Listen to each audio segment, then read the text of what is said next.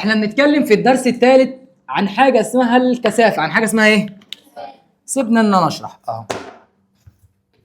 بنتكلم في الدرس الثالث عن حاجه اسمها الكثافه، اللي هي الدرس يا مستر عنوانه الخصائص الفيزيائيه للماء. الخصائص الفيزيائيه لمين؟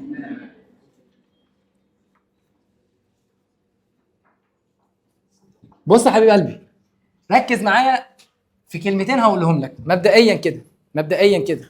بنتكلم يا اخويا في الدرس رقم 3 عن الخصائص الفيزيائيه لمين؟ للميه. بس قبل ما نبدا كده عايزين نقول الدعاء بتاعنا: رب اشرح لي صدري ويسر لي امري واحلل عقده من لساني يفقهوا قولي. ربنا يرزقنا كده الفهم ويرزقك يا رب ان الدرس ده يبقى درس سهل عليك، ما تقلقش منه خالص. اقول لك على حاجه، الدرس ده بالذات انا رايح اصوره في استوديو، اصور لك في استوديو كامل وهينزل لك برضه على اليوتيوب، يبقى كل حاجه بقى متعاك. بشرح لك وبراجع لك في الحصه وبشرح لك وبراجع لك في اليوتيوب. اشوف واحد ليه حجه بقى، اقسم بالله لما اشوف القاعده دي كلها لو ما طلعتوش اعلى درجات في العاشر من رمضان في الليله المتكامله هنفكه، وربي هنفكه. السنه اللي فاتت الحمد لله كان معانا اعلى درجات، كانت في ناس مقفله معايا، ناس جايبه 60 من 60، اعمال سنه وامتحانات الاثنين مع بعض وما حصلتش بره. فلو ما شفتش ان ثلاث ارباع القاعه ايه 99% و9 من 10 من القاعه دي جابت الدرجه دي هتتنفخ. الواحد من 10 ده انا صلي بينا على النبي. بنتكلم على الخصائص الفيزيائيه للميه. الخصائص الفيزيائيه لمين؟ بص يا مستر، لما جينا اتكلمنا عن الخصائص الفيزيائيه للميه قال لك واحد الله تيجي المقدمه بتاعتك بتقول لك الماء يمتلك خصائص فريده تميزه عن غيره من الموائع. مستر انا خدت الكلام ده الحصه اللي فاتت، قلت لي يا مستر ان الميه يعتبر من الموائع. الميه تعتبر من مين؟ هو يعني ايه يا مستر موائع؟ قلت لك كلمه موائع هي الجزيئات او هي المواد القابله للحركه. المواد القابله لايه؟ قسم لي يا مستر المواد 3. مش عايز حد بس يقاطعني دلوقتي لحد ما اخلص. بنتكلم ان الماء يمتلك خصائص فريده. خصائص فريده يعني خصائص مميزه بتميزه عن غيره من مين؟ بتميزه عن غيره من مين؟ جينا بصينا على الموائع يا مستر، قال لك ان الموائع تكون حاجه من الاثنين، تكون المواد السائله لا تكون المواد ايه؟ الغازيه. يعني يا مستر معلش ما ينفعش الموائع دي تكون ماده صلبه؟ قال لك لا. يبقى ينفع الموائع تبقى ماده صلبه؟ لا. عايز اسالك سؤال، الماده اللي في دي ماده صلبه ولا سائله؟ اهي قابله للانسياب ولا قابله؟ بص، قابله للحركه. هل لو سبتها كده تتحرك؟ ما حصلش. طب لو جبت الميه وبصيت بالميه من هنا هتفضل تتحرك لحد ما تقع من فين؟ من هناك. يبقى كده الماء في الحاله السائله قابل للحركه ولا غير قابل للحركه؟ قابل للانتشار ولا غير قابل للانتشار؟ قابل للانتشار. كلمه قابل للحركه والانتشار اسمها انسياب. اسمها ايه؟ انسياب. يبقى كده يعني ايه موائع؟ قال لك الموائع اهي. الموائع التعريف بتاعها هي المواد القابلة للانسياب. هي المواد القابلة لايه؟ يعني كلمة انسياب يعني انتشار. يعني كلمة انسياب؟ انتشار. فوق بقى معايا واحدة واحدة، صلي بينا على النبي. هي مستر الموائع انت قلت لي زي مين وزي مين؟ زي السوائل والغازات. زي السوائل هي السوائل والغازات ليها شكل محدد. مثلا انت من كورس التأسيس قلت لنا ان المادة الصلبة حجمها ثابت شكلها. لما جينا اتكلمنا عن المادة السائلة حجمها ثابت شكلها متغير. ساعتها قلت لك لو معاك برميل ميه ومعاك ازازة ميه، مسكت ازازة الميه فضيتها في البرميل، هل الازازة هيبقى نفس الشكل جوه البرميل ولا هتاخد شكل البرميل؟ يعني يا مستر الميه كمادة سائلة تاخذ شكل الاناء، تاخذ شكل. طب ما كذلك الامر الغاز، برضو الغازات ولا حجمها ثابت ولا شكلها ثابت. يبقى المواد السائلة والمواد الغازية لا تتخذ شكل محدد. لا تتخذ شكل ايه؟ بل تتخذ شكل الإناء الموضوع فيه. تاني يا حبيب قلبي، يبقى هل المواد السائلة أو المواد الغازية ليها شكل محدد؟ لا. أما اللي بتعمل ايه؟ تأخذ شكل الإناء الموضوع فيه، تأخذ شكل الإناء. يبقى انا كده بكلمك تاني عن الموائع. قلت لك الموائع هي المواد القابله لايه؟ هي المواد القابله لايه؟ قلت لك يا مستر المواد القابله للانسياب لا تكون مواد سائله لا تكون مواد، يبقى لا سائله لا. يعني كلمه انسياب يعني حركه، يعني انسياب حركه انتشار. فيا مستر الماده السائله بتنتشر، الماده الغازيه بتنتشر، الماده الصلبه لا تنتشر. هل بقى الميه يعتبر من الموائع ولا ليس من الموائع؟ الماء يعتبر من مين؟ من موائع. وحيد الله. يعني ايه يا مستر الميه يعتبر من الموائع؟ يا مستر الميه لها 3 حالات، الميه موجوده في الصوره الصلبه والسائله والغازيه. انت جديد صح؟ انت جديد؟ ماشي. تاني، الموائع في الصوره الصلبه والسائله والغازيه. وحد الله. هل الميه وهي في الحاله الصلبه تعتبر من الموائع؟ لا. طب يا مستر في الحاله السائله والغازيه؟ ايوه، انت قلت لي المواد في الحاله السائله وفي الحاله الغازيه تعتبر من الموائع. يعني ايه موائع؟ هي المواد القابله للانسياب. الله ينور عليك. صلي بينا على النبي. دخلت لك بقى على جزء مهم. ايه هو؟ قلت لك خلي لي بالك بقى.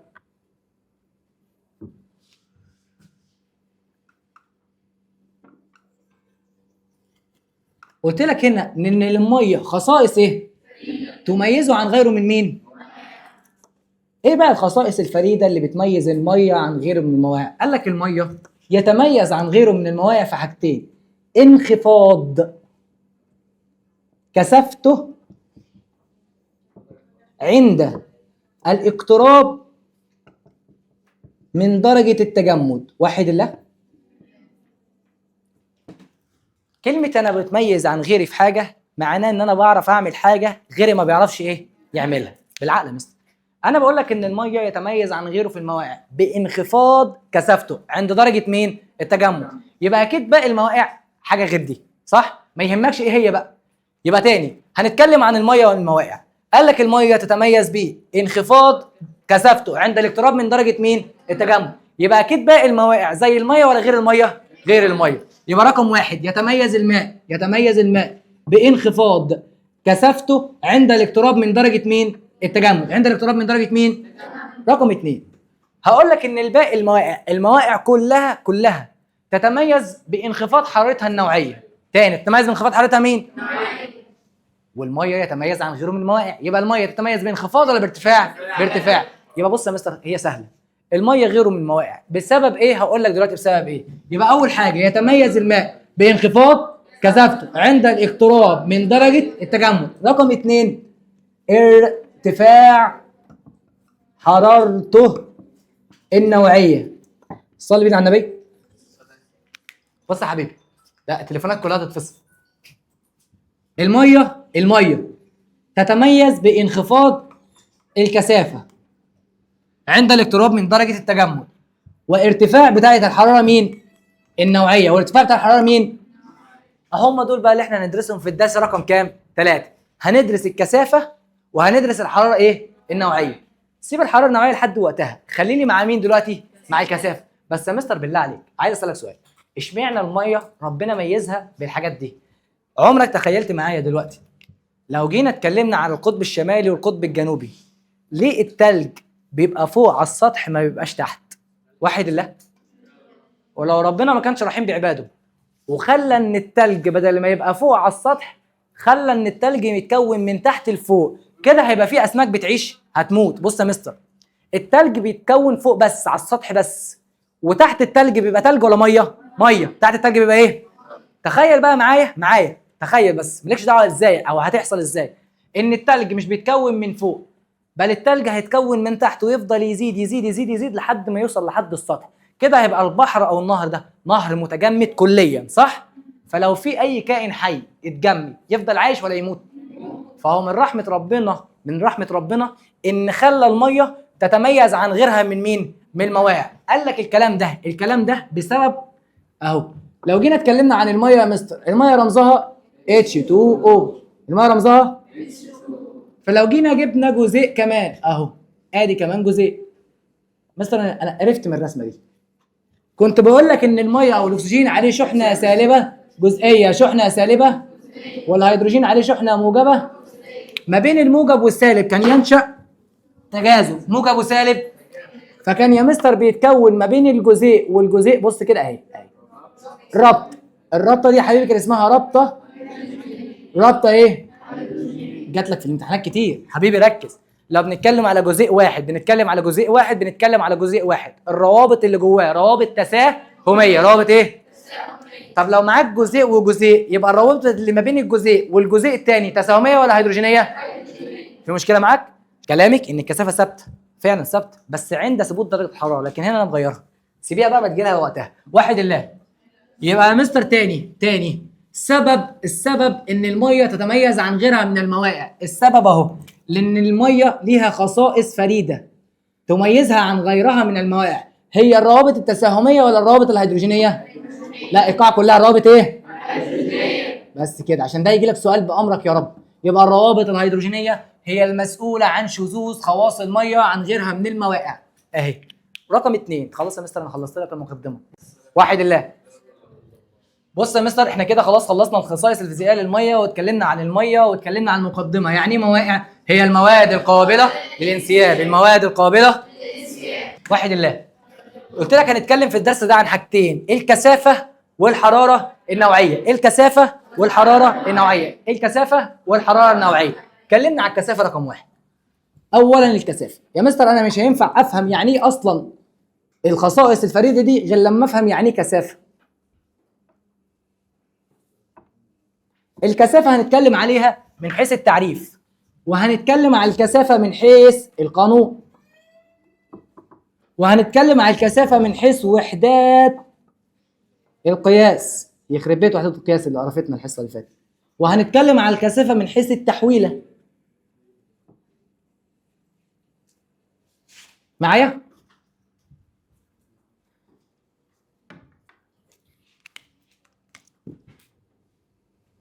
ركز بقى يا اخويا، صلي بينا على النبي. تعال اديك شويه مفاهيم لوحدها بره الدرس. المكعب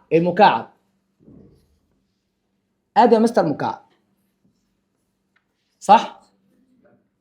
كمل بس معايا كده يا مستر اهو، واحده واحده. ده كده يا مستر مكعب. المكعب ده وليكن طول ضلعه 1 سم، يبقى ده كام؟ 1 سم. يبقى الارتفاع كام؟ 1 سم. فكنت لما اجي اقول لك هات لي الحجم كنت بتقول لي طول الضلع في نفسه تاني، طول الضلع في نفسه. على فكره ممكن يبقى 1 متر، مش شرط 1 سم. يعني 1 سم لواحد ايه؟ متر. 1 سم لواحد ايه؟ متر. يبقى مستر لو مسكت 1 سم في 1 سم في 1 سم، 1 في 1 بواحد بواحد، سم في سم في سنتيمتر تكعيب، سنتيمتر اهو. سنتيمتر مكعب ده اسمها وحده الحجوم. وحده مين؟ وحده القياس البصمجيه. ركز بقى معايا. مش ده يا مستر سنتيمتر مكعب يعبر عن حجم وده رقم 1؟ يبقى كده 1 سنتيمتر مكعب معناها وحده مين؟ الحجوم. وحده مين؟ كده يا مستر معاك وحده الحجوم. احنا كده فهمنا يعني ايه حجم. حجم هو الحيز المشغول من الفراغ. يعني ايه حجم؟ الحيز المشغول من الفراغ. يعني ايه حجم؟ الحيز المشغول من الفراغ. خد الموضوع واحده واحده معايا بقى يا معلم. انا جيت قلت لك شايف المكعب ده؟ هنيجي نتكلم بقى على الكثافه. تعالى كلمنا على الكثافه في المكعب الحلو الجميل ده.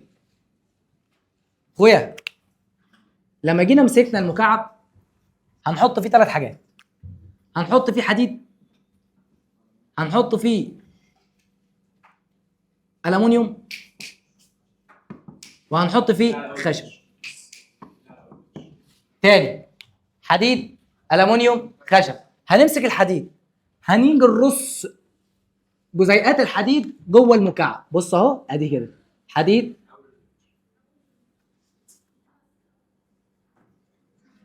اخت اللي بيقول لك غيري البنش بسرعه اسمعي الكلام يلا انجزي عشان وقت الحصه. مستر كده المكعب مليان ولا فاضي؟ مليان بايه؟ بحديد. طيب كده يبقى المكعب مش جواه كتله؟ ايوه. هو يعني ايه كتله؟ مقدار ما يحتويه الجسم من مادة. يعني ايه كتله؟ مقدار ما يحتويه الجسم من مادة. خد يا مستر الحجم، احنا مثبتين الحجم. مثبتين مين؟ حطينا كتله. معايا؟ الرقم اللي هيطلع لك هو مين؟ الكثافه. الرقم اللي هيطلع لي هو مين؟ يعني ايه يا مستر؟ يعني عايز اقول لك ان الكثافه هي كتله وحده الحجوم. يعني ايه كثافه؟ هي كتله وحده الحجوم. فلو تخيل معايا ان على الحديد حطينا يا مستر جزيئات الحديد ورصيناها في حجم ثابت 1 سنتيمتر مكعب.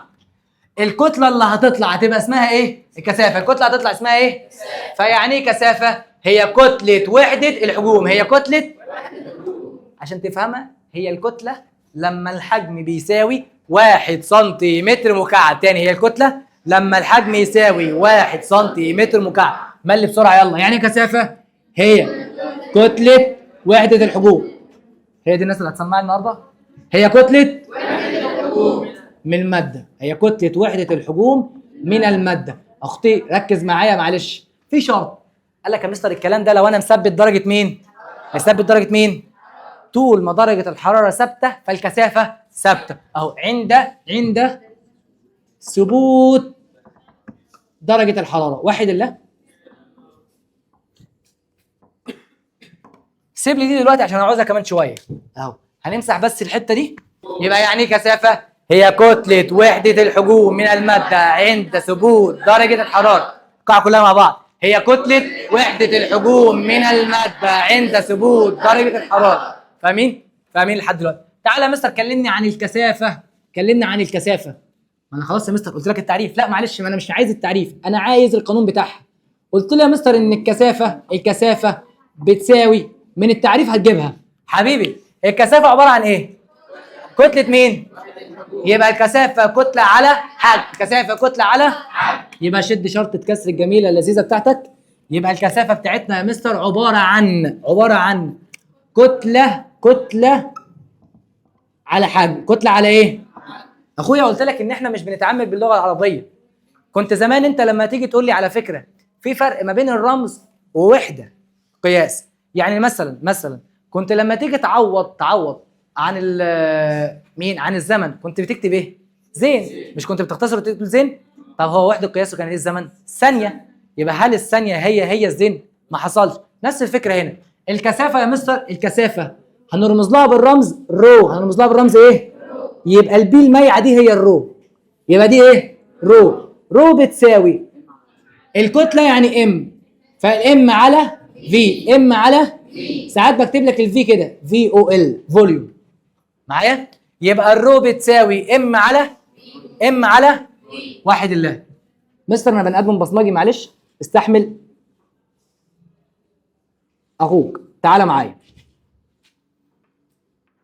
انا بحب المثلثات وانا بني ادم ايه؟ بعشق المثلثات. انا بقول لك ان الكثافه بتساوي كتله على ايه؟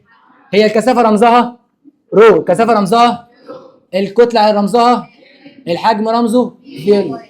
يبقى تاني رو بتساوي ام على في. رو بتساوي ام على في. رو بتساوي ام على كده يا مستر. ده القانون. يبقى احنا كده خلصنا التعريف، خلصنا القانون. اهو شفت الموضوع ماشي بسلاسه ازاي وانت ساكت؟ خليك كده بقى طول السنه. هتحبني وانا هحبك والله العظيم، والحصه هتبقى لذيذه. معايا ادي المثلث بتاعنا. وبعد كده نتفق معاكم اتفاق. واحد الله. يوم السبت هتقل عليك الدنيا بحيث ان انت جاي فايق. يوم الثلاث انا مش هطول. اتفقنا كده؟ ماشي. يبقى يوم الثلاث هنبدا بدري بسرعه. اول ما تيجي الحصه مش هنأخر الحصه تاني ان شاء الله. من الاسبوع الجاي بامرك يا رب هتستلم معايا. مش الاسبوع الجاي بالظبط او على حسب احنا ماشيين كده. هو بس الارقام والبيانات كلها بتتاخد بتاعتكم وهنعمل لكم ايضاحات خاصه بيكم.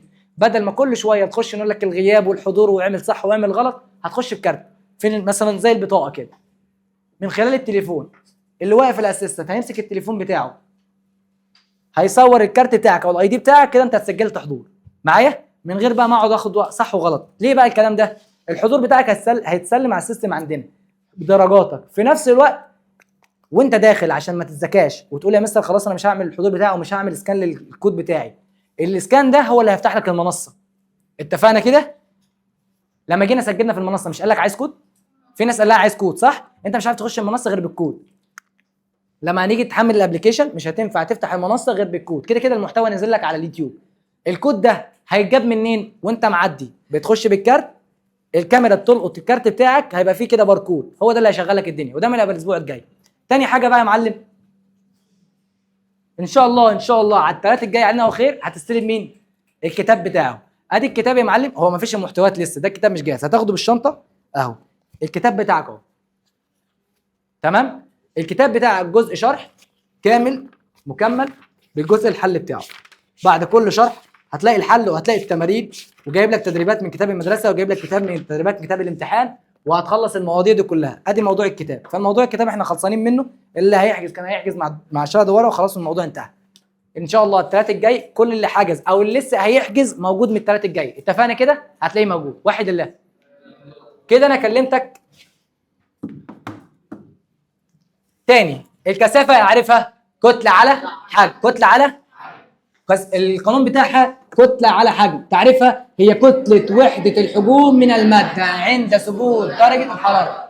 يبقى من دلوقتي انت بني ادم بتفهم كلمه عند ثبوت درجه الحراره. يبقى لو انا غيرت في درجه الحراره الكثافه تبقى ثابته ولا تتغير؟ تتغير. تعالى لي بقى المثلث ده هو اللي هيعرف يحل لك كل الاسئله اللي هتجي لك ان شاء الله. ركز في المثلث. فلما اجي دلوقتي يا حبيب قلبي لما اجي اقول لك انا عايز الكثافه تقول لي ام على في. ام على في. طب لو انا عايز الكتله رو في فوليوم. رو في الفوليوم اللي هي الكثافه في الحجم. طب لو انا عايز الحجم كتله على كثافه. كتله على المثلث. على فكره كان بيقول لك كده شوف اللي انت عايزه خبيه. ماشي. عايز الكتله رو في فوليوم. عايز الكثافه ام على فوليوم. عايز الفوليوم ام على رو. معايا؟ صلي بينا على النبي. خلي بالك بقى ممكن نقيس الكتله يا مستر بالجرام. ولو انا قست الكتله بالجرام هقيس الحجم بالسنتيمتر ايه مكعب. هقيس الكتله او هقيس الحجم بالسنتيمتر ايه. فكده الوحده جرام على سنتيمتر مكعب. يبقى الوحده رقم واحد اهو. رقم واحد وحدات القياس. عشان كل حاجه تصور السبوره وتلخصها معايا كده. وحدات القياس. قال لك يا مستر وحدات القياس الوحده رقم واحد. مستر لو بتقيس الكتله بالجرام يبقى الحجم بالسنتيمتر مكعب. الحجم بالسنتيمتر فهتبقى جرام على سنتيمتر مكعب. جرام على سنتيمتر مكعب. اهي يا مستر جرام على سنتيمتر مكعب. ده رقم واحد. خلاص يا مستر انا مش هقيسها بالجرام انا هقيسها بالكيلو. هقيسها بالكيلو. خلاص يبقى لو بالكيلو جرام يبقى بدل السنتيمتر مكعب هتبقى بالمتر مكعب. بالمتر يبقى هتبقى رقم 2 عندك اهي. الوحده الثانيه كيلو جرام على متر مكعب. تاني كيلو جرام. الوحده الثالثه دي يا مستر مالهاش بصراحه اثبات. دي هتبقى ايه؟ جرام على لتر. جرام على لتر. من كل وحده قياس طلعت وحده قياس جديده. حبيبي ركز معايا. حته رياضه اخويا. قلت لك انت لو معاك س وصاد هتبقى جرام سنتيمتر مكعب يا مستر. هتطلعه فوق يبقى تعكس الاس. تعكس مين؟ فبدل ما هتبقى 3 هتبقى سالب. بدل ما تبقى 3 تبقى سالب. انا عملت ايه؟ انا طلعته فوق بس غيرت اشاره مين؟ الاس. بس ما تنساش تحط نقطه معناها فيه. ركز بقى معايا. تعالى واحده واحده. صلي بينا على النبي. يلا طبق معايا. جرام على سنتيمتر ايه؟ عايز يا مستر اطلع السنتيمتر مكعب فوق فهتبقى جرام في سنتيمتر اس سالب 3. اس سالب. انا شلت يا مستر الكسر وغيرت اشاره الكسر. اشاره الاس. غيرت الكسر. شلت الكسر خالص وغيرت اشاره مين؟ الاس. واحد الله. تعالى هنا كيلو جرام على متر ايه يا مستر؟ خلاص ادي الكيلو جرام. شيل اشاره الكسر. حط نقطه في متر اس سالب كام؟ 3. في متر اس سالب كام؟ يلا يا حبيبي. اخر واحده هتبقى ايه؟ هتبقى جرام في لتر اس سالب 1. يبقى تاني عندك كام وحده قياس؟ 6 وحدات قياس. كام وحده قياس؟ 6. معلش انتهوا معايا. جرام على سنتيمتر مكعب. كيلو جرام على متر مكعب. جرام على لتر. يلا الجرام على سنتيمتر مكعب هي جرام في سنتيمتر اس سالب 3. هي كيلو جرام في متر اس سالب 3. هي جرام في لتر اس سالب 1. معايا؟ تاني كل الاختصار ان انا بشيل اشاره الكسر واللي تحت الكسر بغير الاس بتاعه. في مشكله معاك؟ ده كده مثلا كانت كده كانت وحدات القياس. يلا يا معلم. اول وحده قياس جرام على سنتيمتر مكعب. تاني وحده كيلو جرام على متر مكعب. يا بصماجي على متر ايه؟ اخر واحده جرام على لتر. طلع انت الثلاثه مع نفسك. واحد الله.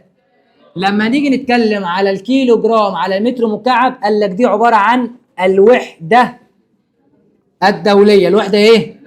يبقى لما نيجي بنتعلم او بنيجي نتكلم بالوحدات واقول لك كثافه الميه كذا بتعامل بوحده الكيلو جرام على متر ايه؟ عشان هي الوحده مين؟ الدوليه. عشان هي الوحده مين؟ يبقى الوحده الدوليه عندك هتبقى الكيلو جرام على المتر مين؟ المكعب اهي. الوحده وحد الله. عندك حاجه مهمه لازم تاخد لي بالك منها. خد يا سرحان، افرد ظهرك لورا، افرد ظهرك لورا كده.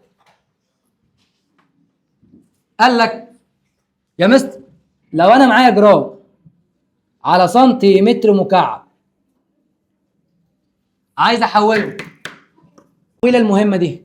اخويا التحويله دي لها اثبات رياضي، فهمته خير وبركه، ما فهمتوش برضه خير وبركه، هو مش عليك، مش هيجي يسالك فيه، انت المفروض تحفظ التحويله بتاعته. اهو التحويله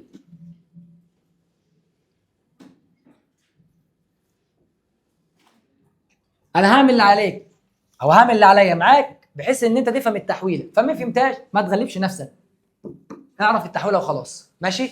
قال لك يا مستر معاك جرام على سنتيمتر مكعب عايز تحوله لكيلو جرام على متر ايه؟ مكعب. واحد الله، ممكن تركز معايا؟ قال لك من جرام على سنتيمتر مكعب لكيلو جرام على متر مكعب بضرب في 10 أس 3. بضرب في 10.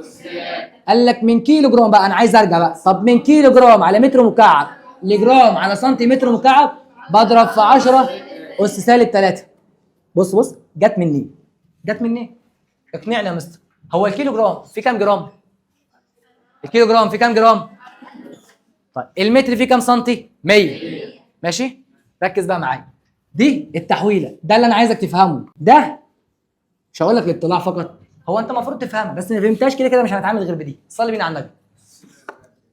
ادي جرام على سنتيمتر مكعب هحولها لمين؟ لكيلو جرام على متر مكعب. بص يا حبيبي، او خلينا نعكسها احسن اهي. تعالى اثبت لك بقى. كيلو جرام على متر مكعب عايز احوله لجرام على سنتيمتر ايه؟ اذكر الله في سرك بقى كده. صلي بينا على النبي. وحد الله. مستر شرط شرط الكسر. المفروض الكيلو جرام فيه كام جرام؟ 1000. كيلو جرام فيه كام جرام؟ 1000 ده اللي هو 10 اس كام؟ 3. 10 اس كام؟ ما هو ال1000 قصاده 3 اصفار، يبقى ال1000 هو ال10 اس كام؟ 3. يبقى مستر بص، من كيلو جرام لجرام انا لازم اضرب في 10 اس 3. اصبر بقى عليا، اصبر عليا، اهدى. انا بجيب لك التحويله جت منين؟ دي كده حفظناها كده. انا بجيبها لك جبناها منين؟ وهعرفك جت منين اس سالب 3. طب يا مستر من متر مكعب لسنتيمتر مكعب وحد الله.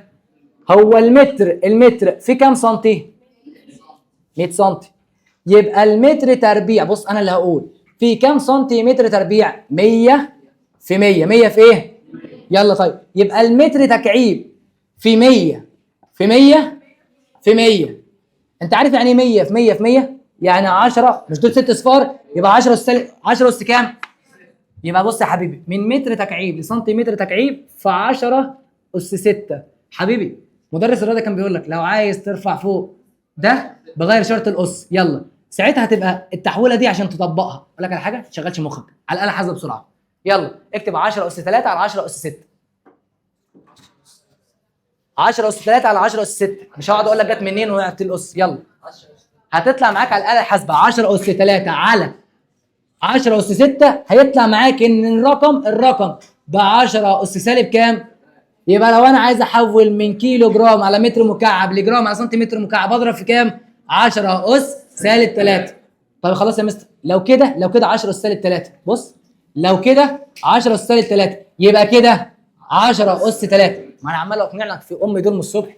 يبقى من جرام على سنتيمتر مكعب لكيلو جرام على متر مكعب 10 اس.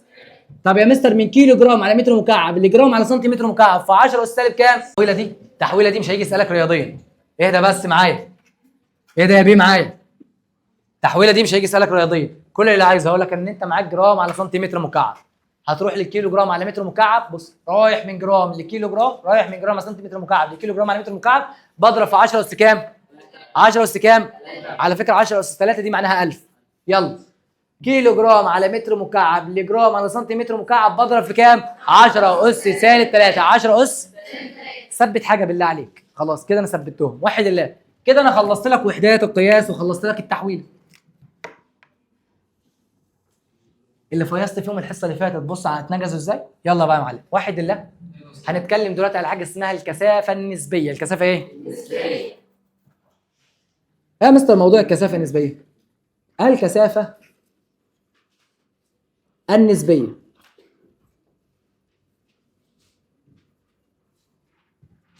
مستر احنا كنا بنتكلم على الكثافه، كثافه الماده، كثافه الماده، كثافه الماده. دلوقتي داخلين على الكثافه النسبيه. ايه كثافه النسبيه؟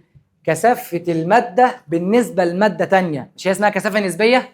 يبقى هعمل نسبه ما بين حاجتين. نسبه ما بين ايه؟ ايه هي يا مستر النسبه ما بين حاجتين؟ قال لك خلي بالك الكثافه النسبيه رو معايا هتساوي اهو، خلينا نكتبها لك كده. الكثافه النسبيه بتساوي، قلت لك كثافه حاجه على حاجه صح؟ مستر الكثافه النسبيه وليكن لما اقول لك اوجد لي كثافه الحديد النسبيه، كثافه الحديد مين؟ يبقى كثافه الحديد على كثافه الميه. تاني كثافه الحديد. طب لو قلت لك اوجد لي كثافه النسبيه بتاعت الالومنيوم، كثافه النسبيه بتاعت الالومنيوم يبقى كثافه الالومنيوم على كثافه الميه. عشان كده اسمها كثافه مين؟ نسبيه. باختصار يعني كثافه نسبيه؟ كثافه الماده على كثافه الميه. تاني كثافه الماده بس خلي بالك عند درجه حراره معينه. ما انت ما ينفعش تجيب كثافه الماده في درجه وكثافه ما ينفعش تجيب كثافه الماده في درجه حراره وكثافه الميه في درجه حراره ثانيه. لازم نثبت درجه مين؟ الحراره. لازم نثبت درجه مين؟ يبقى يا حبيبي يعني كثافه نسبيه؟ كثافه الماده على كثافه الميه عند درجه حراره معينه. عند درجه. لما كنت بتيجي تقول لك مدرس رياضه، برضه موضوع الرياضه معاك ان انا عارفك بعافيه شويتين. لما كنت تيجي تقول متر على متر او كتله على كتله، مستر هل للكثافه النسبيه وحده قياس؟ مستر ما انت لسه قايل لي وحده قياس الكثافه جرام على سنتيمتر مكعب او كيلو جرام على متر مكعب او جرام على لتر. يبقى خلاص يبقى الكثافه النسبيه هي زي مين؟ الكثافه. قال لك الكلام ده مش بيحصل. ليه؟ حبيبي مش هي كثافه على كثافه؟ فوحده القياس هيروحوا مع ايه؟ مع بعض. فكده هل الكثافه النسبيه هل ليها وحده قياس؟ لا، ليس لها وحده قياس. تاني كثافه نسبيه ليس لها طب بالعقل يا حبيبي هتقول مثلا متر على متر، خلاص المتر هيطير مين؟ المتر. كيلو جرام على كيلو جرام، الكيلو جرام هيطير مين؟ كيلو جرام. فلما تقسم الحاجه على نفس الحاجه كثافه على كثافه هيبقى ليس لها وحده ايه؟ قياس. ليس لها وحده ايه؟ يبقى الكثافه النسبيه ليها وحده قياس ولا ليس لها وحده قياس؟ ليس لها وحده قياس. اخويا تعالى سمعني الحصه من اول. يلا سمع الحصه من اول ولا نسمع المنهج من اول؟ سمع الحصه بعد كده سمع المنهج. واحد الله. هنتكلم على الخصائص الفيزيائيه لمين؟ للميه. افرد ظهرك ويلا سمعني القاعه كلها. خصائص الفيزيائيه لمين؟ قلت لك الماء يمتلك خصائص فريده تميزه عن غيره من المواد. تميزه عن غيره من ايه؟ لما جينا اتكلمنا عن المواقع قلت لك المواقع حاجتين، لا تكون مواد سائله لا تكون مواد غازيه. قلت لك ان المواقع ليها شكل ثابت ولا لا تتخذ شكل محدد؟ لا تتخذ شكل محدد بل تاخذ شكل الاناء الموضوع فيه. واحد الله. لما جيت كلمت لك قلت لك يعني ايه مواقع؟ هي المواد القابله للانسياب. هي المواد قابله للانسياب. دخلت معاك تحت قلت لك الميه بتتميز في كام حاجه؟ حاجتين: انخفاض درجه تجمدها، او انا اسف انخفاض كثافتها عند الاقتراب من درجه التجمد. رقم 2 ارتفاع حرارتها النوعيه. ارتفاع حرارتها النوعيه. مستر الخصائص الفريده دي كانت ترجع لاني رابط؟ الهيدروجينيه. ترجع لاني رابط؟ بعد كده دخلت لك على الكثافه، كلمت لك على التعريف. قول لي التعريف. الكثافه هي كتله وحده الحبوب. الكثافه هي كتله وحده عند ثبات درجه الحراره. القانون كثافه بتساوي كتله على حجم، اللي هو رو بتساوي ام على في. رو بتساوي.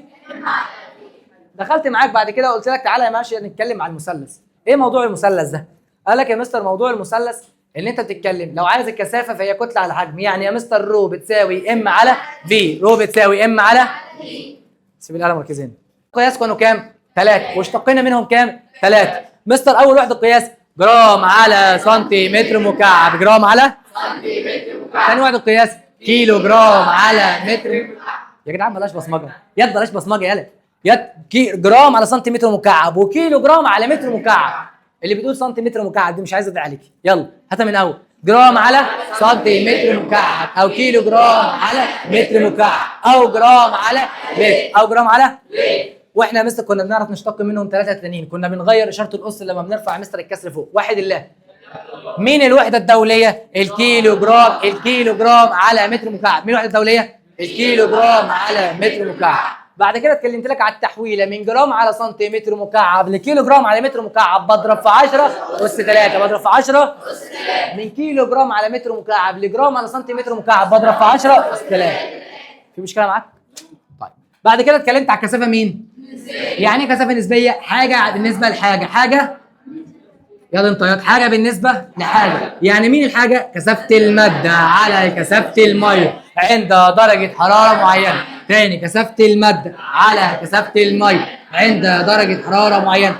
هل ليها وحده قياس؟ ليس لها وحده قياس. خلي بالك انا من اول هنا دخلت في الجزء الجديد ده. صلي بينا على النبي. قال لك الكثافه لو بنقارن مثلا، لو بنقارن حديد والومنيوم وخشب، بنقارن مثلا الحديد والخشب، امتى اقول ان الحديد كثافته اعلى من الخشب؟ قلت لي يا مستر ان انت هتثبت الحجم. هثبت مين؟ ابص مين كتلته اكبر يبقى كثافته اكبر. مين اللي كتلته اكبر؟ بص انا دلوقتي جبت لك كيلو حديد وكيلو قطن. كيلو حديد وكيلو، مين اتقل؟ حديد. فين اللي بقى ده بصمجي؟ ده كيلو ده كيلو يا غبي. تاني يا معلم، سيبك بقى من الموضوع ده. بص يا باشا، ده كيلو 1000 كيلو جرام وده كيلو 1000 كيلو او 1000 جرام. ده 1000 جرام وده 1000 جرام. تعالى بقى انت كده، انا ثبت الكتله بس الحجم يا مستر هيكون متغير. لا انا عايز اعكس، انا عايز اثبت الحجم. عايز اثبت ايه؟ عايز اثبت الحجم.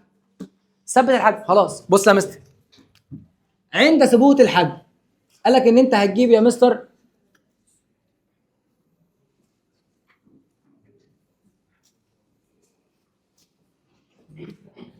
بس يا رغاي حصه ماشيه الحمد لله تمام، فخلينا احنا ماشيين لحد الاخر تمام. محمد ثانيه واحده، هنجيب يا معلم حديد والومنيوم وخشب. ممكن تركز معايا دلوقتي؟ جيت قلت لك احنا دلوقتي مثبتين الحجم ولا مش مثبتينه؟ مثبتين. بص يا مستر، هنيجي نتكلم وليكن على الحديد. يا مستر بص، الكثافه بتساوي كتله على حجم. كتله على، لو انا مثبت الحجم، لو انا مثبت، بص هما 3 عوامل لازم تثبت واحد وتشوف الاثنين مع بعض. اهو انا ثبتت الحجم، يبقى كده علاقه الكثافه مع الكتله علاقه ايه؟ طرديه. علاقه ايه؟ يبقى تاني هنا بص ركز معايا، ركز هنا. كثافه كتله على حجم. على حجم، انت مثبت الحجم. بص يا مستر مدرس الرياضه قال لي ده المفروض اس واحد، فالمفروض ده مع ده علاقه طرديه، ده مع ده علاقه، وده مع ده علاقه عكسيه عند ثبوت احد العوامل. فانا مثبت لك الحجم لان الحجم هنا 1 متر مكعب والحجم هنا 1 متر مكعب والحجم هنا 1 كام؟ متر مكعب. مين اللي كتلته اكبر؟ الحديد. مين اللي كتلته اكبر؟ يا مستر والكتله علاقه طرديه مع مين؟ يبقى اكيد يا مستر اللي كتلته اكبر كثافته اكبر. يبقى كده يا مستر كثافه الحديد، بص رو بتاعه الحديد اكبر من رو بتاعه مين؟ الالومنيوم. رو بتاعه الالومنيوم اكبر من رو بتاعه مين؟ بتاعه الخشب. اكبر من رو. الكلام ده امتى؟ لما ثبتت الحجم. لما ثبتت مين؟ خلي بالك انا ثبتت الحجم، ها؟ فالحجم هنا لا يؤثر. يبقى مين العامل اللي هيؤثر؟ الكتله. مين العامل اللي هيؤثر؟ كثافته كبيره عند ثبوت مين؟ الحجم. عند ثبوت مين؟ هنا بقارن ماده واحده ولا 3 مواد؟ 3 مواد. ركز بقى معايا، صلي بينا على النبي. امسح العبث ده، خلي لي ده.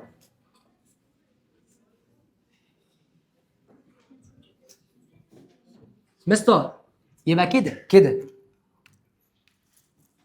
العوامل التي تؤثر، العوامل التي ايه؟ طلع لسانك في السهل على الكثافه. يلا يا حبيبي، العوامل التي تؤثر على مين؟ كثافه كده شاطر. كثافه يلدم ماشي. واحد الله. العوامل التي تؤثر على مين؟ على الكثافه. قال لك اول حاجه يا مستر، اول حاجه الكتله الجزيئيه. الكتله مين؟ كانت ما لسه قايل لك انا، كانت كتله مين اكبر من مين؟ الحديد كتلته كانت اكبر من الالومنيوم، عشان كده مين كانت كثافته اكبر؟ الحديد. يبقى مستر كل ما الكتله الجزيئيه تزيد كل ما الكثافه تزيد، يعني العلاقه علاقه طرديه. العلاقه علاقه الكتله الجزيئيه اللي انا وانت قلنا لك اللي هي الكتله، الحديد كانت كتلته اكبر من الالومنيوم والاثنين كانوا اكبر من الخشب، يعني كل ما الكتله الجزيئيه تزيد كانت الكثافه بتزيد، كانت الكثافه. ده اول عامل. العلاقه هنا علاقه طرديه ولا عكسيه؟ طرديه. فيا حبيبي لو جيت رسمت لك منحنى، بص يا اخويا، ربي ينفخك في الامتحان اهو. هنا الكتله الجزيئيه هرمز لها بالرمز كاف، والكثافه هرمز لها بالرمز رو. حبيب قلبي لما نيجي نتكلم على الكتله الجزيئيه، كل يا مستر ما الكتله الجزيئيه تزيد كل اللي يحصل للكثافه تزيد عند ثبوت مين يا الحجم. لازم تقول لي عند ثبوت الحجم، لان العامل الثالث لو اتغير هيشقلب الدنيا كلها.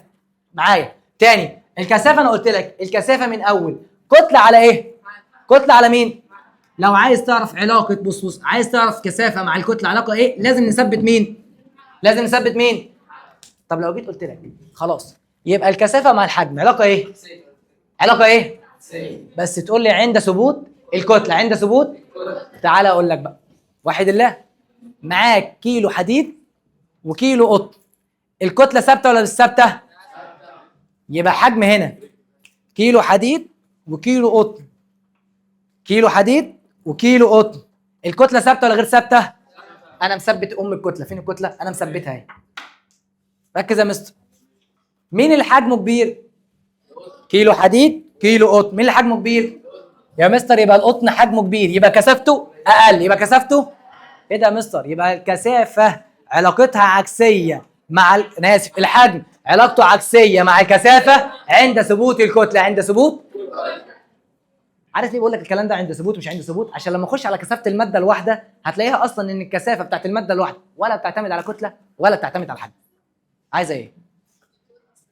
ركز بقى معايا هنا دلوقتي، معلش لازم تهندس دماغك اخويا، انا لحد دلوقتي بكلمك على ماده واحده ولا اكتر من ماده مع بعض؟ اول حاجه الكثافه مع الكتله الجزيئيه، الكثافه مع الكتله مين؟ العوامل التي تؤثر على الكثافه، الكتله الجزيئيه علاقه طرديه، الكتله الجزيئيه علاقه. رقم 2 قال لك يا مستر المسافات البينيه، المسافات مين؟ اللي هي انا وانت بنقول عليها هي مين؟ الحجم. ايه هي المسافات البينيه؟ ايه هي المسافات البينيه؟ الحجم. ولسه قايل لك يا مستر ان الحجم علاقته مع الكثافه طرديه ولا عكسيه؟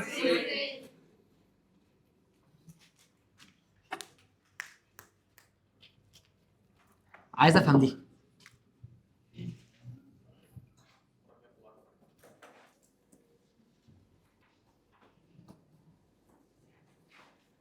دول كام جزء؟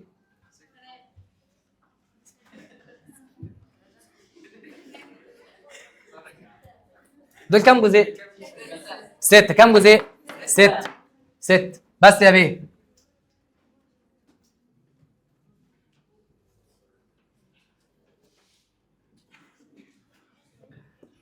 اللي بترغي ورا سامح همسك والله. دول كام جزء؟ 6. بص يا اخويا، المسافه ما بين الجزيء وده اسمها المسافه مين؟ البينيه.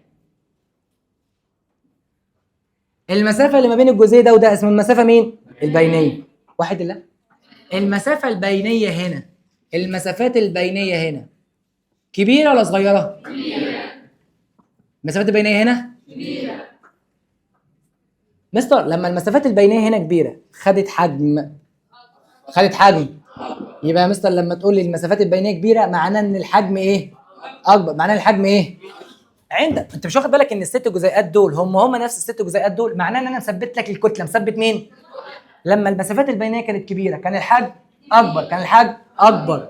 مستر انت مثبت الكتله الحجم كبير يبقى الكثافه قليله، يبقى الكثافه، لان انت كده قلت لي مستر المسافات البينيه كل ما تزيد كل ما الحجم يزيد، والحجم علاقه عكسيه مع كثافه، الحجم علاقه عكسيه مع، يبقى معناه ان الكثافه ايه؟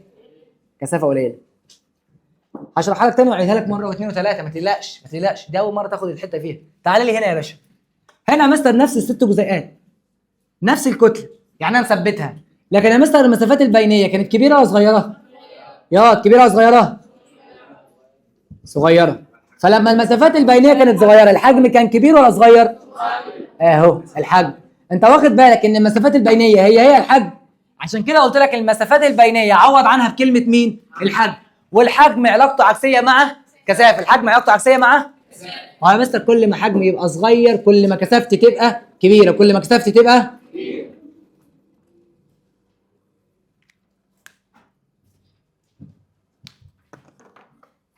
صلي بينا على النبي. معاك كيلو من ماده وكيلو من نفس الماده ثانيه، او مش خلينا مش نفس الماده، كيلو من ماده وكيلو من ماده ثانيه. كيلو يعني كده مثبت الكتله صح؟ الكيلو ده حجمه قد كده. الكيلو الثاني حجمه قد كده. تاني الكيلو الاولاني والكيلو الثاني. طيب ادي يا مستر الكيلو الاولاني اللي حجمه قد كده، حجمه صغير ولا كبير؟ والحجم علاقته عكسيه مع يبقى الكثافه كبيره، كثافه كبيره. الكيلو الثاني نفس الكتله بس الحجم مختلف ولا هو مختلف؟ الحجم اكبر، الحجم. طب يا مستر اختلاف الحجم يرجع لاختلاف المسافات مين؟ بص يبقى اختلاف الحجم يرجع لاختلاف المسافات. طول ما الحجم هو الكبير والحجم علاقه عكسيه مع كثافه يبقى الكثافه قليله. صرف لنفسك بقى ان انت فهمت الحته دي. دلوقتي العوامل تؤثر على الكثافه، كان عندك الكتله مين ومين؟ الكتله الجزيئيه والمسافات البينيه. الكتله الجزيئيه علاقه طرديه والمسافات البينيه علاقه عكسيه. قلت له يا مستر ان تعريف الكثافه هي كتله وحده الحجوم من الماده عند ثبوت درجه مين؟ طب ما تيجي نغير درجه الحراره. تعالى بقى للحته اللي بيجي عليها اسئله كتير. عند اختلاف درجه الحراره قال لك بص يا حبيبي ركز معايا عشان الكلمه اللي هتتكتب دي مفتاح اللي هيتشرح كله. قال لك اعلى كثافه للماء عند درجه 4 سليزيوس. تاني اعلى كثافه للميه عند 4 درجه مئويه. تاني اعلى كثافه للميه عند 4 درجه سليزيه. ركز بس معايا. يبقى مستر لو انا عايز اعلى كثافه للميه، مستر مش كثافه يا مستر، انت لسه متفق معايا ان الماده الواحده كثافتها ثابته؟ قلت لك ايوه بس عند ثبوت درجه مين؟ عند ثبوت درجه مين؟ انا هغير في درجه الحراره. تعالى بس اكتب لي كده، اكتب لي هنا الكلمه دي اهو. كثافه الماده الواحده ثابته لا تتغير الا بتغير درجه الحراره. لا تتغير درجه مين؟ يعني يا حبيبي لو جيت قلت لك طن ألمونيوم و10 طن ألمونيوم الكثافة ثابتة. الكثافة الطن هو ال10 طن. يا مستر ازاي؟ يا عم مش ده ألمونيوم، ركز معايا هنا، مش ده ألمونيوم وده ألمونيوم نفس المادة مش نفس المادة؟ وقلت لك عند نفس درجة الحرارة يبقى الكثافة واحدة. الكثافة ايه؟ فلو جيت قلت لك معاك ماسورة حديد معايا ومكعب حديد عند نفس درجة الحرارة، عند نفس درجة، لو بنتكلم على نفس المادة بص انطقها معايا 3 مرات. لو بنتكلم على نفس المادة، لو بنتكلم على نفس، لا القاعة كلها تنطق. لو بنتكلم على نفس عند نفس درجة الكثافة ثابتة. الكثافة يبقى تاني كثافة المادة الواحدة ثابتة لا تتغير إلا بتغير درجة. كثافة المادة الواحدة ثابتة لا تتغير إلا بتغير درجة. تعالى بس أقول لك إيه، إحنا هنجيب جهاز، الجهاز ده وليكن الجهاز ده هيقيس الكثافة. جينا يا باشا أنا وأنت دخلنا المطبخ فتحنا الحنفية ملينا إزازة، ملينا إيه؟ اهو ادي الازازه اللي مليناها عند درجه حراره مثلا 25. حطينا الجهاز قرا رقم. جت والدتك بعد ما انت عملت التجربه دي جابت شفشق كبير او حله مليتها للاخر. اكيد يا مستر الكتله هنا غير الكتله هنا صح؟ والحجم هنا غير الحجم هنا. فلما جينا جبنا حطينا نفس الجهاز عند نفس درجه الحراره لقينا ان الكثافه واحده. الكثافه ايه؟ ده يدل ان كثافه الماده الواحده لا تتغير، اللي بتغير درجه مين؟ لا تتغير، تتغير درجه مين؟ مين فيهم؟ واحد الله. الملحوظه دي ملحوظه عندك مهمه. كثافه الماده الواحده لا تتغير الا بتغير درجه، لا تتغير الا بتغير درجه الحراره. واحد الله. صلي بينا على النبي. كده يا مستر انا اتكلمت على عوامل تؤثر على الكثافه، اتكلمت على الكتله الجزئيه، واتكلمت على المسافات البينيه. قلت لي اعلى كثافه للميه، اعلى كثافه لمين؟ عند درجه حراره كام؟ 4 درجه سليزيوس. 4 درجه قال لك بتساوي كام؟ قال لك يا مستر والله اعلى كثافه للميه عند درجه حراره 4 سليزيوس، قال لك بتساوي الرقم ده حفظ، بتساوي 1 جرام على سنتيمتر مكعب، اللي هو بيكافئ 1000 كيلو جرام على متر مكعب. الرقم ده حفظ. تاني، كثافه الميه، اعلى كثافه للميه بتساوي كام؟ 1 جرام. اعلى كثافه للميه بتساوي كام؟ 1 جرام على سنتيمتر مكعب، اللي هو بيساوي 1000 كيلو جرام على متر مكعب عند درجه حراره 4 درجه سلسيوس. عند درجه حراره، قال لك يا مستر هعمل علاقه ما بين درجه الحراره، وهنا نفس الفكره، هعمل علاقه ما بين درجه مين؟ مره هعمل العلاقه دي مع الكثافه، ومره مع الحجم. مره مع الكثافه ومره مع مين؟ مره مع الكثافه ومره مع مين؟ صلي بينا على النبي. مع الكثافه علاقه ايه؟ كل ما المسافات البينيه تزيد. تاني، كل ما المسافات البينيه تزيد، كل ما الحجم يزيد، كل ما الكثافه تقل. خليك بقى للاخر. كل ما المسافات البينيه تقل، كل ما الحجم يقل، كل ما الكثافه تزيد، لان الكثافه والحجم علاقه عكسيه عند ثبوت الكتله. تاني، كل ما المسافات البينيه تزيد، الحجم يزيد، كثافه تقل. كل ما المسافات البينيه تقل، حجم يقل، كثافه تزيد. انا عايز اقول لك ايه؟ عايز اقول لك تعالى لي عند مستر درجه حراره. هاجي هنا عند 4 درجه سليزيوس. لو دي 4 يبقى دي 5، دي 6، دي 7، دي 8، دي 3، دي 2، دي 1، دي 0. معايا؟ 4 5 6 7 8، هنا 3 2 1 0. واحد الله. انطق الكلمه دي 3 مرات. اعلى كثافه للميه عند 4 درجه سليزيه. تاني، اعلى كثافه للميه عند 4 درجه سليزيه. اعلى كثافه للميه عند 4 درجه سليزيه. يبقى هنيجي خلاص. هنيجي هنا عندي 4. بص 4 4 4 4. كثافه للميه عند 4 درجه ايه؟ سليزيه. ركز بقى معايا. يبقى يا مستر معلش، اعلى كثافه للميه عند 4 درجه سليزيه، يبقى لو ما ببعد عن الاربعه الكثافه اللي بيحصل لها ايه؟ اللي بيحصل لها لما ابعد عن الاربعه الكثافه اللي يحصل لها يا يخرب بيت دماغك. اعلى كثافه عند الاربعه. بص، اعلى كثافه عند الاربعه. اعلى كثافه عند ايه؟ بعدت عن الاربعه تقل، بعدت عن الاربعه تقل. تاني، اعلى كثافه عند كام؟ بعدت عن الاربعه، بعدت عن الاربعه، هي اعلى كثافه عند 4. خلاص. بص، عارف اللي هو ايه ده؟ صاحبي لما ببقى معاه اعلى درجه بجيبها في الامتحان، سامحني يا رب معايا، يبقى اعلى درجه في الامتحان بجيبها مع البني ادم ده.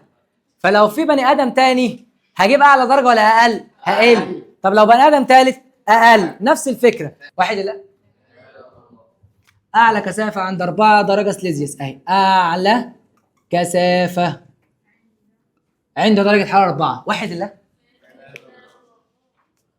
انطقها معايا واحفظها. مستر، اعلى كثافه للميه عند 4 درجه سليزيه. عند 4 درجه سليزيه. كل لما تبعد عن الاربعه الكثافه تقل، كل ما نبعد عن الاربعه الكثافه تقل. انا بقول لك ليه الكلام ده؟ بقول لك الكلام ده بسبب الحته دي. حرارتها 0 هتوصل ل4، ما تنطقش. ومعاك الميه درجه حرارتها 8 رايحه لل4، ومعاك الميه درجه حرارتها 4. عندك من 4 درجه سليزيوس ليه 10 درجه سليزيوس، وعندك من 10 درجه سليزيوس هنروح ل2 درجه سليزيوس. صلي بينا على النبي. انت معايا اعلى كثافه للميه عند درجه حراره 4 سليزيه. اعلى كثافه للميه عند درجه حراره 4 سليزيه. فلما تبعد عن الميه الاربعه كثافه تقل. لما تبعد عن 4 كثافه حبيبي، لما تبقى الاربعه بنبعد عنها كثافه تقل، يبقى لما نقرب منها كثافه تزيد. بص بص، ابعد عن الاربعه كثافه، ابعد عن الاربعه كثافه، اقرب من الاربعه كثافه، اقرب من الاربعه كثافه. ركز لي بقى، من 0 ل4 تزداد الكثافه ولا تقل؟ انت بص يا مستر، انت كنت عند 0 عمال يا مستر تقرب لحد ال4، وعند درجه حراره 4 هتحصله انت وهو. عند درجه حراره 4 اعلى كثافه، يبقى يا مستر من 0 ل4 تقل الكثافه ولا تزداد الكثافه؟ تزداد الكثافه. بص تزداد، الاسئله تيجي كده. يلا معايا واحد الله. من 8 ل4 مستر، من 8 رايح لحد كام؟ يبقى تزداد ثم تقل، تزداد ثم. فهمتها؟ ركز بقى معايا، انا كنت عند 10 عديت على الاربعه، فالكثافه كانت بتزيد، الكثافه كانت بتزيد. طب من الاربعه لاثنين بتقل، من الاربعه لاثنين صلي. مفيش حاجه اسمها تزداد ثم تزداد، هو بيجيبها لك في الاختيارات عشان يلخبطك. فانا بقول لك اللي هيدولك في الاختيارات تزداد ثم تزداد او تقل ثم تقل، مفيش حاجه اسمها كده، هي لا تزداد ثم تقل لا تقل ثم تزداد. عاوز اقول يعني لا، انا اللي بيحفظوا عندي الاربعه، ان 4 اعلى كثافه، بعيد عن الاربعه بتقل، بعيد عن الاربعه بتقل. قولي الساعه كام دلوقتي؟ 7 ل 10. ماشي، مين اللي عليكم انتوا الاثنين؟ طب يلا تعالوا لي. ماشي، هو لما يبقى عند درجه حراره 4 اعلى كثافه يبقى اقل حجم، اقل ايه؟ ما هو الكثافه والحجم علاقه عكسيه، الكثافه والحجم علاقه عكسيه. قولي بتقل ثم تزيد. ركز عند الاربعه، لو انا جاي من عند ال10 مقرب من الاربعه تزيد ولا تقل؟ تزيد ولا تقل؟ طب لو رايح عند الاثنين تقل. فلو قلت لك من 10 ل 2 يبقى من 10 ل 4 تزداد، ومن الاربعه ل 2 تقل. هتكتبي كده تزداد ثم تقل. عادي يا ستي اهي، تزداد ثم تقل ولا تقل ثم تزداد؟ بتقل ثم تزيد. خلاص اعكسيها بقى، تعالي لي عايزه من تقل ثم تزيد. هتقولي مثلا تقل ثم تزداد ثم تقل ثم تزيد. بس اهدى ثانيه واحده، هات من 2 ل 10. من 2 لا برضه هتزداد ثم تقل، هتزداد. بص من 2 اهدى بقى معايا، من 2 ل 10 لحد السؤال ما يجي لك. بص السؤال يجي لك امشي على السؤال. من 2 مثلا لحد 10 تزداد ثم تقل، على حسب برضه السؤال. من 3 ايه؟ من 3 ل1. تعالى من 3 ل1 تقل. من 1 لحد كام؟ 4. ماشي اهو. بص على اخوك بيقول لك ايه؟ من 3 لحد كام؟ 1. من 3 لحد كام؟ اهو من 3 مثلا لحد 1 بتقل. طب ارجع تاني بقى زود. طب من 1 لحد 5 او 1 لحد 4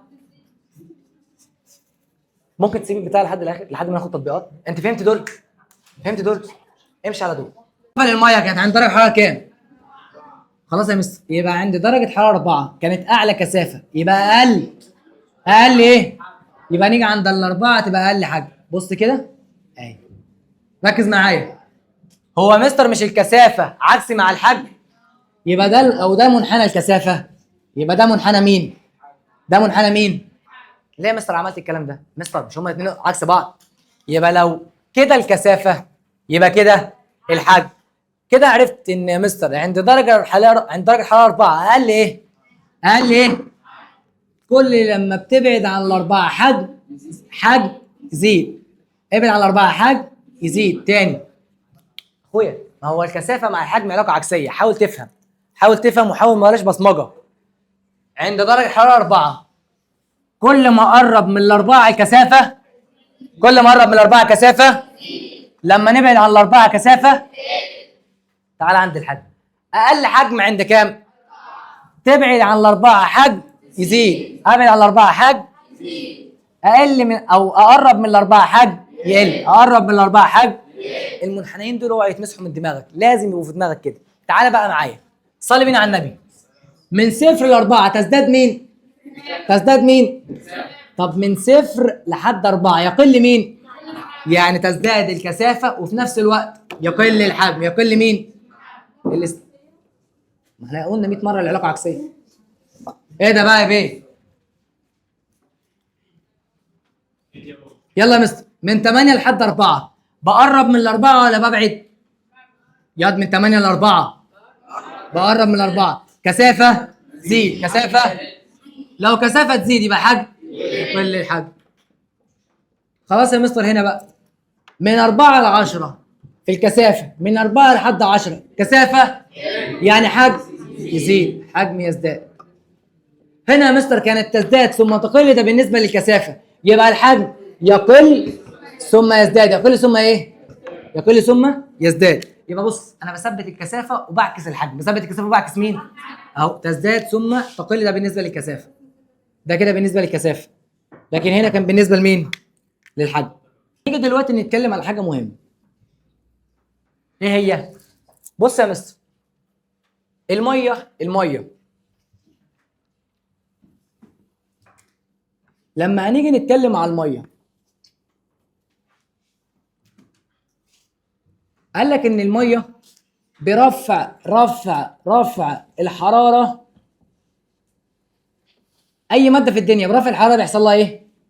تتمدد. اي حاجة في الدنيا او اي مادة بالدنيا برفع الحرارة تتمدد، برفع الحرارة. تعال اثبت لك الكلام ده اهو. يبقى يا مستر المية برفع الحرارة تتمدد. تاني، ادي شوية مية، هرفع درجة حرارتهم، ايه اللي هيحصل لهم؟ يعني الحجم، يعني كثافة، برفع الحرارة المية اتمددت، حجم زاد، كثافة قلت. فهمت المنحنى؟ تعالى تاني.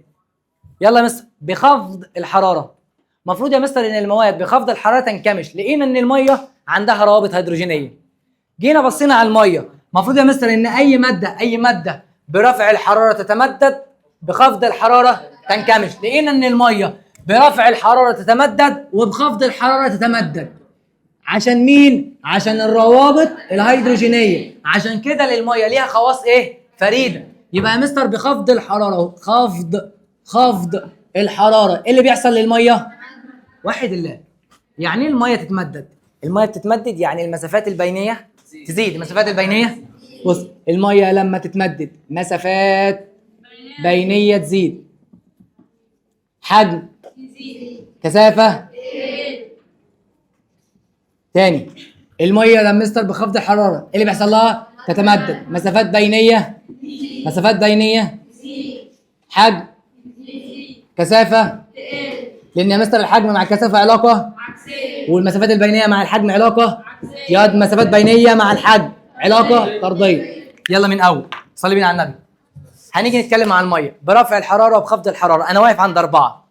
برفع الحرارة مسافات بينية، أو خلينا نقول من أول، برفع الحرارة مية تتمدد، مسافات بينية، حجم، كثافة.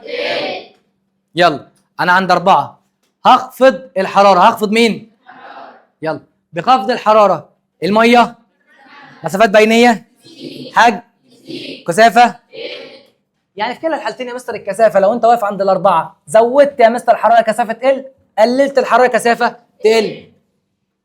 مستر وأنت واقف عند 4 المية يا مستر لما بتعدي أو بترفع درجة الحرارة على 4 الحجم اللي هو المسافات البينية بتزيد، فالحجم بيزيد. هنا يا مستر لما بتخفض درجة الحرارة الحجم بيزيد. شرح يا حبيبي، ده اللي شرحته لك في كورس التأسيس وقلت لك إن أنا محتاجه في درس الكثافة اللي هو الدرس الكام؟ التالت. يلا تعالي مع بعض. أخت اللي نامت دارك لورا جايه فخت اخطر حته في الدرس كله جايه تنامي.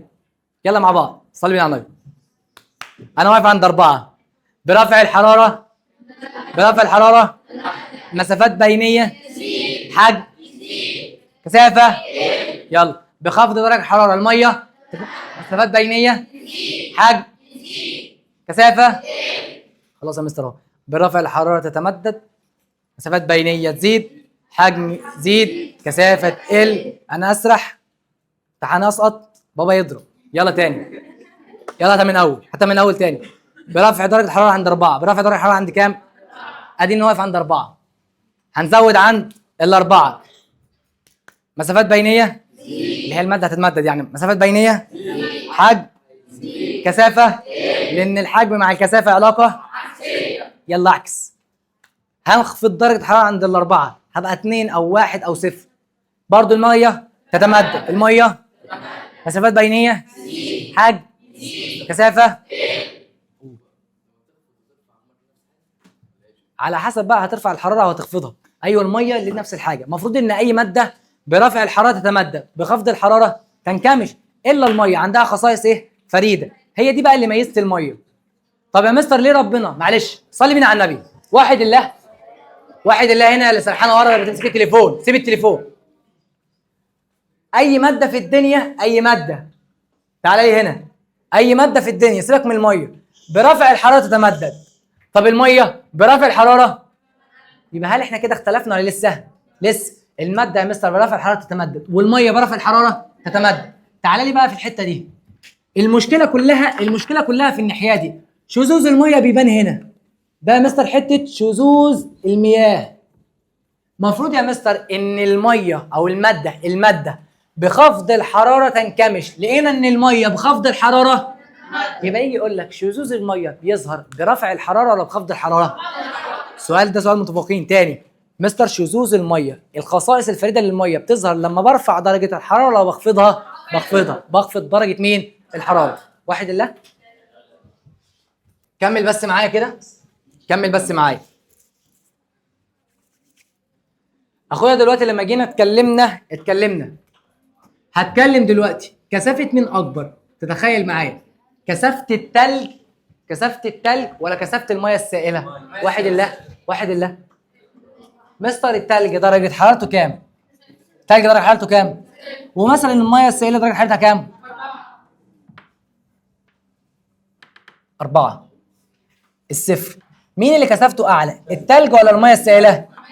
الميه السائله كثافتها اعلى من مين؟ من التلج. الميه السائله كثافتها اعلى من مين؟ اخويا ركز بقى معايا. ليه المواد بتطفو وليه في مواد بتغوص؟ ممكن تركز هنا معايا.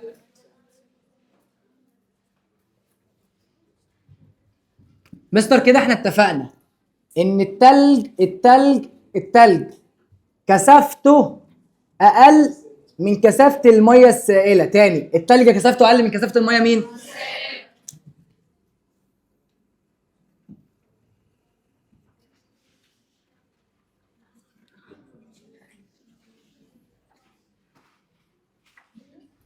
جينا يا اخويا انا وانت رحنا رحله كندا. صلي بينا على النبي. مستر ده سطح الميه، ده سطح مين؟ ركز بقى عشان الحته دي مهمه جدا. ركز هنا. مستر درجه الحراره في كندا تحت الصفر، فالهواء ده هواء ساخن ولا هواء بارد؟ فالسطح يا مستر بيلامس الهواء البارد. بيلامس الهواء مين؟ فدرجه حراره السطح وليكن 0 درجه سليزيوس. 0 درجه ايه؟ كل يا مستر ما بننزل لتحت اهو كده 1 درجه سليزيوس، 2 درجه سليزيوس، 3 درجه سليزيوس، 4 درجه سليزيوس. صلي بينا على النبي. هنا يا مستر ده درجه حرارته كام؟ يعني اعلى كثافه ولا اقل كثافه؟ اعلى كثافه للميه. ركز بقى معايا. هنا يا مستر الهواء البارد اللي بيلامس السطح درجه حرارته كام؟ 0. يبقى اعلى كثافه ولا اقل كثافه؟ يبقى هنا يا مستر اقل كثافه. مستر هو لما الهواء البارد يلامس سطح الميه ويبقى درجه حرارته 0، الميه لما تبقى درجه حرارتها 0 تبقى ايه؟ تلج. تبقى ايه؟ يا مستر هيتكون طبقه من الجليد اهي. بص يا مستر في طبقه من الجليد اتكونت، وده اقل كثافه. اقل ايه؟ صلي بينا على. تتخيل معايا ان لو كثافه التلج اكبر من كثافه الميه، المفروض يا مستر لو بنتكلم على ميه وزيت، ليه الميه بتبقى تحت والزيت يبقى فوق؟ لان الميه كثافتها اعلى من مين؟ من الزيت. يعني انت قصدك تقول لي اللي كثافته قليله بتبقى فوق، اللي كثافته قليله تبقى. مين اللي كثافته قليله؟ التلج ولا الميه؟ حبيبي مين اللي كثافته قليله؟ التلج. فكده التلج هيبقى طافي ولا هيغوص؟ هيفضل طافي. هيفضل ايه؟ هيبقى يا مستر فضل طافي على السطح. عارف لو كثافه التلج اكبر من كثافه الميه، المفروض كده الميه هي اللي هتبقى فوق والتلج يبقى ايه؟ تحت. يفضل التلج يملي يملي يملي في المحيط لحد ما لو في اي كائنات حيه تموت. يبقى ركز بقى من رحمه ربنا علينا ان كثافه التلج اصغر من كثافه مين؟ اصغر من كثافه مين؟ الكلام ده كان بسبب شذوذ خواص مين؟ الميه. شذوذ خواص مين؟ عند انخفاض درجه التجمد. مش انا قلت لك يتميز الماء بخصائص فريده هي انخفاض كثافته عند الاقتراب من درجه مين؟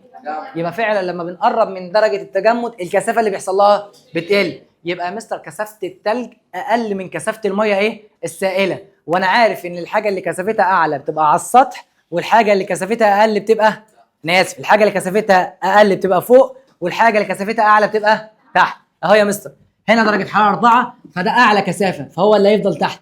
ده درجه حراره 0 فهو ده تلج اقل فين؟ في الكثافه. اقل فين؟ فكده خلاص يا مستر. بص من رحمه ربنا علينا هيتكون يا مستر طبقه من التلج هتمنع استمرار الهواء. فكده يا مستر لو في اي كائنات حيه هنا هيبقى محافظين عليها. تاني عشان انت سرحت، بنتكلم على هواء مين؟ البارد. الهواء مين؟ درجه حرارته كام؟ مستر لما يبقى الهواء البارد بيلامس سطح الميه يعمل ايه في الميه السائله؟ يعمل ايه في الميه السائله؟ يجلجها. يعمل ايه في الميه السائله؟ يتلجها. فمستر كده ده بقى تلج. كده يا مستر لما المحيط هنا بقى السطح بتاعه تلج، هل الهواء هيعدي ولا مش هيعدي؟ مش هيعدي. فكده يا مستر طول ما الهواء ما عداش والتلج هنا اتكون، التلج اعلى في الكثافه ولا اقل في الكثافه؟ اقل. التلج اقل في الكثافه. انت بلاش بصمجي. التلج اقل في الكثافه. انا بقول لك يتميز الماء بانخفاض كثافته عند الاقتراب من درجه التجمد. يبقى لما بيجي تقرب من درجه التجمد الكثافه بتقل. يبقى التلج هنا اللي درجه حرارته 0 كثافته اقل من الميه اللي درجه حرارتها كام؟ 4. تلج كثافته اقل فيفضل على السطح اللي يمثل لان الحاجات اللي اقل في الكثافه بتفضل فوق والحاجات الاعلى في الكثافه بتنزل ايه؟ تحت. كده يا مستر هل التلج هينزل تحت ولا يفضل طافي فوق؟ هيفضل طافي فوق. فمش هيعدي اي هواء بارد فهنحافظ على حياه الكائنات البحريه. هنحافظ على حياه الكائنات مين؟ طيب صلي بينا على النبي. صلي بينا على النبي. خلصت على توزيع المياه في المحيطات. اتكلمت يا مستر على الكائنات الحيه البحريه. هنخش دلوقتي نتكلم على حاجه ايه؟ الجهاز الذي يقيس الكثافه. انت عارف لو انا هبطل افضل اقول لك بس هوست كان زماني خلصت. قال لك يا مستر الكثافه بتتقاس بجهاز. عندك يا مستر الكثافه بتتقاس بطريقه مباشره وبطريقه غير مباشره. بطريقه مباشره طريقه غير ايه؟ مباشره. الطريقه المباشره يا مستر هو القانون. الطريقه المباشره اللي هي الكثافه بتساوي، انا اسف، الغير مباشره اللي هو القانون اللي هي كتله على حجم. كتله على، بطريقه مباشره يا مستر انت معاك جهاز. الجهاز هتحطه في الميه هيديك رقم، الرقم ده هو الكثافه. يبقى يا مستر الطريقه المباشره الطريقه ايه؟ يبقى مستر الجهاز اللي بيقيس الكثافه بطريقه مباشره اسمه جهاز الهيدروميتر. اسمه جهاز الهيدرو ايه؟ جهاز الهيدروميتر ده صلي بينا على النبي. جهاز الهيدروميتر ده عامل ازاي؟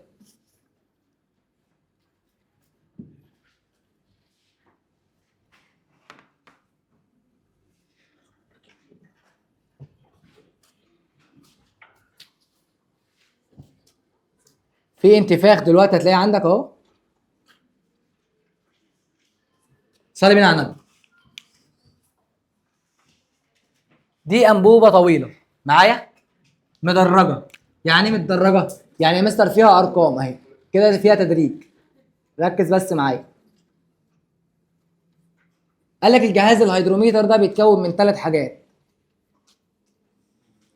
رقم 1 مستودع زجاجي مجوف. تاني مستودع زجاجي ايه؟ زجاجي مجوف. واسع ولا ضيق؟ واسع. ليه يا مستر واسع؟ ركز بقى معايا وحد الله. تخيل معايا ان انت هتجيب الجهاز ده بس بالعكس.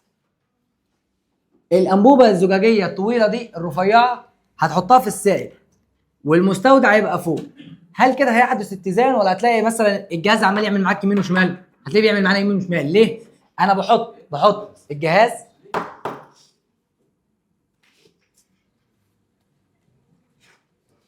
بتاعنا ده اسمه مستودع زجاجي مجوف. مستودع زجاجي مين؟ المستودع. محمد انا قلت لك اول حصه تعالى لي هنا انت قاعد لي ورا. اقعد لي هنا. للطفو واسع لمين؟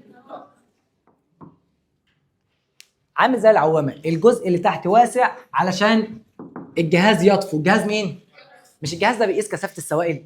ايوه يا مستر. فانت لما تيجي تحطه في السائل لازم يا مستر يحدث طفو، لازم الجهاز يفضل طافي كده على السائل من فوق عشان نعرف نقيس الكثافه. فبنحط من تحت مستودع زجاجي ايه؟ مجوف. مستودع زجاجي ايه؟ واسع عشان خاطر مين؟ الطفو. رقم اتنين عندك كريات من الزئبق والرصاص، ودي معادن ثقيله. معادن ايه؟ حبيب قلبي، مش انت عمال تحط الجهاز في ميه او في كثافه سائل؟ فدلوقتي احنا محتاجين نعمل، بدل ما الجهاز تلاقيه بيروح معاك يمين وشمال، لازم نخلي فيه اتزان رأسي. في اتزان ايه؟ فاحنا بنحط يا مستر كريات، بص كريات من الزئبق والرصاص، ودي معادن ثقيله. دي معادن ايه؟ ليه؟ قال لك يا مستر عشان خاطر الاتزان الرأسي. الاتزان ايه؟ رقم 3 عندك انبوب زجاجي مدرج. انبوب زجاجي ايه؟ خلي بالك بقى ان الرقم اللي فوق بيبقى اقل تدريج. الرقم اللي فوق بيبقى اقل ايه؟ تدريج. والرقم اللي تحت بيبقى اعلى تدريج. اعلى مين؟ هيبقى في جزء المسائل بتاع الهيدروميتر. المسائل دي هظبطها لك ان انت تسمع الفيديو، وهبدا بيها الحصه الجايه. ركز بقى معايا كده. ده كان جهاز الهيدروميتر كله. جهاز الهيدروميتر استخداماته: اول واحده قياس كثافه مين؟ السوائل. قياس كثافه مين؟ رقم 2 قال لك بيقيس الكثافه النسبيه. الكثافه مين؟ اللي هي اسمها الكثافه النوعيه. رقم 3 قال لك بيتحقق من مدى نقاء الميه. مدى نقاء مين؟ واحد الله. يبقى جهاز الهيدروميتر ليه 3 وظائف. اول وظيفه قياس كثافه سوائل. انت معايا عشان نروح. قياس كثافه رقم 2 قياس الكثافه. رقم 3 التحقق من مدى نقاء مين؟ اخويا اللي شاطر اللي مركز. لما نيجي نتكلم، سيبكم من الزمن دلوقتي، لما نيجي نتكلم على مدى نقاء الميه، هي الميه يا مستر كثافتها بكام؟ عند درجه حراره 4 1 جرام على سنتيمتر مكعب، او 1000 كيلو جرام على متر مكعب. جينا مسكنا الجهاز، جبنا ميه، حطينا الجهاز، لقيناه قرا رقم اكبر من كثافه الميه. ده يدل ان الميه ميه نقيه ولا ميه فيها شوائب. عشان كده جهاز الهيدروميتر بيقيس مدى نقاء مين؟ الميه. يبقى جهاز الهيدروميتر تاني مواصفاته: مستودع زجاجي واسع من تحت عشان كريات من الزئبق ودي معادن ثقيله عشان الاتزان الرأسي. كل دي اسئله علم. من فوق عندك انبوب زجاجي ضيق. ماله؟ مدرج. التدريج اللي فوق اقل تدريج يعني اقل كثافه. التدريج اللي تحت اعلى تدريج يعني اعلى كثافه. اخويا، فلو جيت بصيت على السائل، لو حطينا الجهاز ده في السائل ولقينا ان سطح السائل اهو ناحيه التدريج الاقل ولا التدريج الاعلى؟ التدريج الاقل. يبقى السائل ده قليل الكثافه. لكن لو جبت الجهاز وحطيته في سطح السائل، لقيت ان سطح السائل واقف هنا ناحيه التدريج القليل ولا التدريج العالي؟ بص يا اخويا، ده اعلى تدريج، ده اقل تدريج. انا جبت سطح السائل اهو معايا ناحيه الاقل في التدريج ولا الاعلى في التدريج؟ الاعلى في التدريج. يبقى اعلى في الكثافه. واحد الله. اجي يا باشا جايب لك 3. صلي بينا على النبي. ممكن تركز معايا؟ دي ماده الف، دي ماده ب، دي ماده ج. واحد الله. انا عايز اعرف الف ب ج، عايز اعرف مين اعلى من مين في الكثافه. صلي بينا على النبي. يلا ركز بس معايا، ركز. هنا يا مستر سطح السائل عند التدريج العالي ولا التدريج القليل؟ يبقى ده كثافته عاليه اهو. هنا يا مستر سطح السائل عند التدريج القليل ولا التدريج العالي؟ يبقى دي كثافته قليله. كثافه اقل، كثافه عاليه. واحد الله. هنا يا مستر واضح ان هو ايه؟ في النص. يبقى ده يا مستر ج في المنتصف ما بين الف وما بين مين؟ ما بين ب. مين اعلى كثافه؟ الف. مين اللي بعد الف؟ يا حبيبي مين بعد الف؟ ج في النص. مين بعد ج واقل واحد في الكثافه؟ باء. انا عرفت منين؟ واحد الله واحد الله. افرد ظهرك ورا.